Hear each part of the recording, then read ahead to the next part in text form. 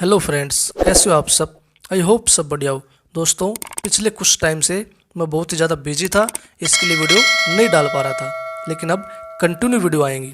दोस्तों, आपसे एक रिक्वेस्ट है, प्लीज़ अगर आप चैनल पर न्यू हो तो चैनल को सब्सक्राइब जरूर करें। एपिसोड 25 की शुरुआत वहीं से होती है जहाँ पर हमारा पिछला एपिसोड खत्म हुआ था। पिछले एपिसोड के एंड में हमने देखा था चैन उसकी बहुत सारे हाथों वाली पावर को भी डिफाइन कर लेता है। ये सब देख वो हैरान हो जाता है, भाई ये कैसे पॉसिबल है।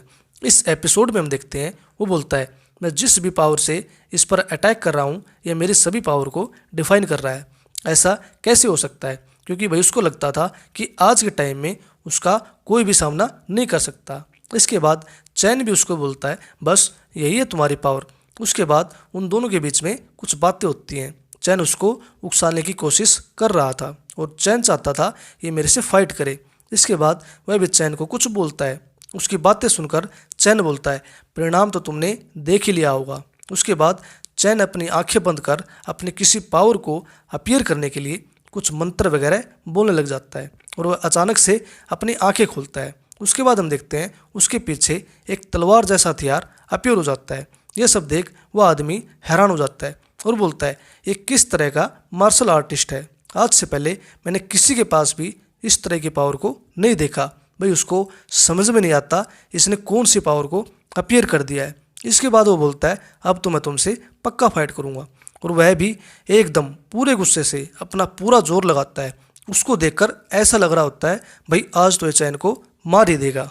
उसके बाद चैन अपनी उस पावर से उस पर अटैक करता है और चैन के इस अटैक से वो वहीं के वहीं मर जाता है। यह देख मिस यान की सिस्टर भी हैरान हो जाती है। उसके बाद चैन भी बोलता है, ये क्या कर दिया मैंने, मैं इसको मारना नहीं चाहता था, मुझे इससे बहुत सारे सवालों के जवाब पूछने थे, लेकिन यह तो मर गया। भाई उसको भी अफसोस होता है क्योंकि वह उसको सच में मारना नहीं चाहता था। वह तो उस मार्शल आर्टिस्ट के बारे में और भी बहुत कुछ जानना चाहता था।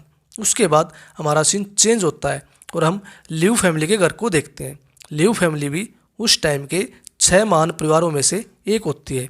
उसके बाद हम लिव फैमिली के हेड की ग्रैंड डॉटर को देखते हैं, जो अपने अंकल से पूछती है, आपके कहने के मुताबिक उस यान फैमिली की प्रिंसेस के पास एक मार्शल आर्टिस्ट है। इसके बाद हम देखते हैं यह आदमी जिसको चैन ने अभी अभी मारा था, इस आदमी को लिव फैमिली ने ही मिस यान को मारने के लिए भेजा था। इसके बाद उसके अंकल बोलते हैं, हमने जिस मार्शल आर्टिस्ट को उसको मारने के लिए भेजा था, पिछले 10 सालों से मैंने इसके जैसा मार्शल आर्टिस्ट नहीं देखा था, लेकिन फिर भी तुम सोच लो, इसको भी उसने मार दिया और वह भी केवल अपने एक ही पंच से।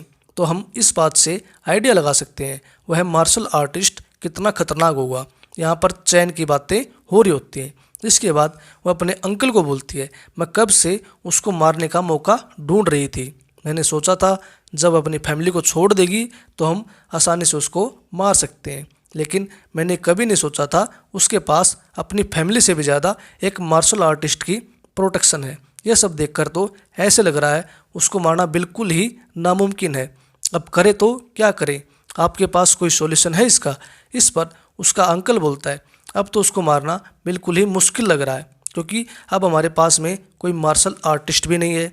और वो बोलता है, अगर हमें उसको मारना है तो हमें उस मिस्टीरियस मार्शल आर्टिस्ट को अपने साथ करना होगा, जो इस टाइम उसकी प्रोटेक्शन कर रहा है। और अगर यह पॉसिबल नहीं हो पाता है तो हमें उस मौके का वेट करना पड़ेगा जब वह मिस यान के साथ नहीं होगा। बस केवल इन्हीं कंडीशन में हम उसको मार सकते हैं, इसके अलावा और कोई रास्ता नहीं है। इसके बाद वो लड़की ज़ोर से अपना हाथ नीचे टेबल पर मारती है और बोलती है, अंकल आपको मेरी हेल्प करनी पड़ेगी, उसको कैसे भी करके वहीं पर ही मरवाना है, मैं नहीं चाहती वो इस शहर में जिंदा वापस आए। इसके बाद हमारा सीन चेंज होता है और हम जियाडू शहर के नानगोंग फैमिली के घर को देखते हैं और यह भी उस समय के महान 6 परिवारों में से एक होती है। उसके बाद हम नानगोंग फैमिली के हेड के ग्रैंडसन को देखते हैं, जिसका नाम नानगोंग युनलो होता है और वह मिस यान पर हुए हमले से रिलेटेड अपने ग्रैंडअप्पा से कुछ बातें करता है। इसके बाद हम नानगोंग फैमिली के हेड को देखते हैं, जिसका नाम नानगोंग वैंग होता है और वह अपने ग्रैंडसन को बोलता है, यान फैमिलीज की प्रिंसेस की सुरक्षा उस हाई स्कूल के लड़के के कारण पॉसिबल हुई है। अगर हम बात करें यान फैमिली की तो मेरे हिसाब से वो उसकी सुरक्षा नहीं कर पाते। ये जो कुछ भी पॉसिबल हुआ है केवल और केवल उस लड़के के कारण ही हुआ है। उसके बाद वो अपने ग्रैंडअप्पा को बोलता है, कम से कम आप भी कोई एक मार्शल आर्टिस्ट ढूंढ लो। उसके बाद उसका ग्रैंडअप्पा उसे बोलता है, तुम तो पागल हो गए हो, तुम्हें क्या लगता है एक मार्शल आर्टिस्ट को ढूंढना इतना आसान है? तुम तो ऐसे बोल रहे हो जैसे मेरे एक बार बोलने पर बहुत सारे मार्शल आर्टिस्ट मेरे सामने आ जाएंगे। एक मार्शल आर्टिस्ट को ढूंढने के लिए बहुत टाइम लगता है और बहुत मेहनत भी करनी पड़ती है।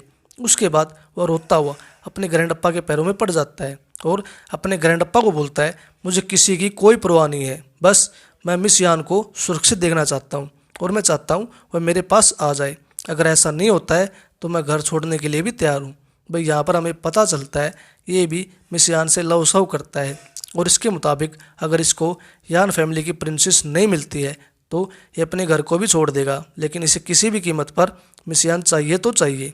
इसके बाद उसका ग्रैंडअप्पा सोचता है, मैं भी चाहता हूँ कि ऐसा ही हो, लेकिन मेरे चाहने या ना चाहने से कुछ होने वाला थोड़ी है। अगर तुम्हारी शादी मिस यान से हो जाती है तो इसमें हमारा भी बहुत फ़ायदा है, इससे हमारी फैमिली की रेपुटेशन भी थोड़ी बढ़ जाएगी। इसलिए मैं भी यही आशा करता हूँ कि ऐसा ही हो।